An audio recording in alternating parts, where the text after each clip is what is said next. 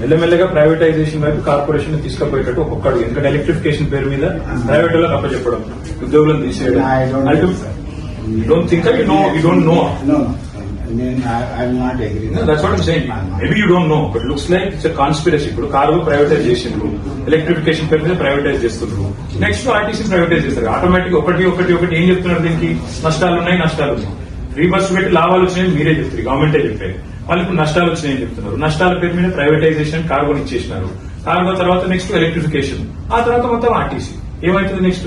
Ultimate గా state మొత్తం privatisation అంతేగాని అటువంటి ఆలోచన రాసియండి. మరి లేదు ప్రైవేటైజ్ చేయమని రాసియండి.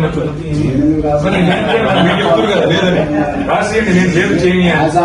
ఇప్పుడు వరకు నేను అర్థం చేసుకోవాలి అటువంటి ఆలోచన అట్లా చెప్పండి. మీరు చేయమని ఎట్లంటారు? మీకేం తెలుసు? మరి మీకు తెలియనప్పుడు తెలియదానండి, అంతే కదా. గవర్నమెంట్ డిసిషన్ అది. ఈ రోజు వరకు మా ముందని చెప్పింది కానీ నేను అర్థం చేసుకుని అటువంటి ఆలోచన చేసి గవర్నమెంట్ ఆఫ్ ఇండియా ప్రాసెస్ ప్రకారం దాదాపు 2000 బస్సులు మనకి ఇస్తామన్నారు. బయట పోయి చెప్పాలన్నా, ఆర్టీసీ ఎండీ గారు చెప్పారు ప్రైవేటైజేషన్ జరగబోదు అని, కార్మికులకు ఖచ్చితంగా హామీ ఇస్తామని చెప్పాలి.